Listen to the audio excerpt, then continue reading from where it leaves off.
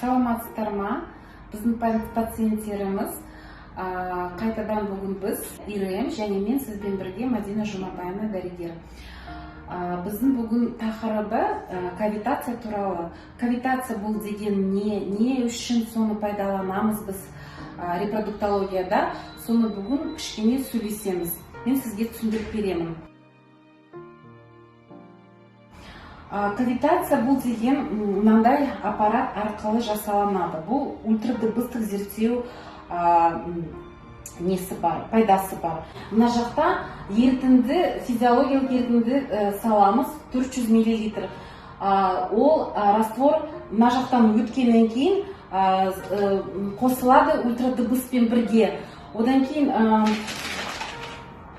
мынау насадкаға барады. Осы аппаратты, осы насадканы біз көріп жатсыз ба мынандай?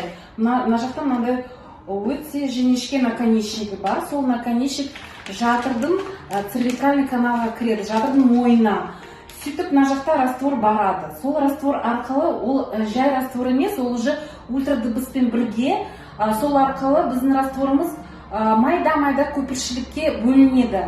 Жатырдың қуысына микромассаж жасайды. Сол микромассаж арқылы әрине біз ең соңында осы ерітіндіге неге жібереміз препараттар, лечебный препараттар, сол матканың қуысына тереңдеу баратын болады. И сол арқылы бізде ем болады.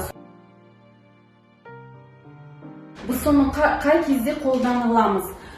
Мысалы, бізде сәтсіз посадка болғаннан кейін бір себебі, одан кейін негізінде созылмалы түрде эндометрит болғаннан кейін, және созылмалы түрде воспалениялар болғаннан кейін, және нерецептивный эндометрий, мысалы, эндометрий просто сезімсіз болады да, гормондарға, сөйтіп өспей қалады. Сол жағдайда осыны қолданамыз. Содан кейін бізде микроциркуляция, қан айналасы өте жақсы болады.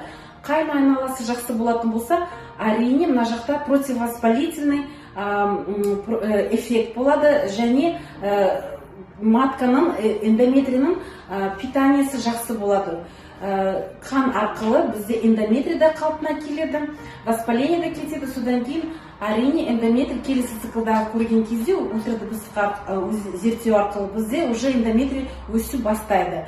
Тағы да лечебный растворлар жіберетін болсақ, әрине олар, айттым ғой бағана, клегейдің арасында прям тереңдеу баратын болса, міндетті түрде мына жақта местный сондай жақсы лечение болып кетеді бізде, да, антибиотик қабылдамай, басқасы системный лечение қабылдамай. Оны біз өте жиі қолданыламыз. Сол күнге алуға болады. Бұл процедураны сіздің лечащий дәрігеріңіз тағайындалады. Себебі бар болса, әрине, көрсеткіштер бар болса.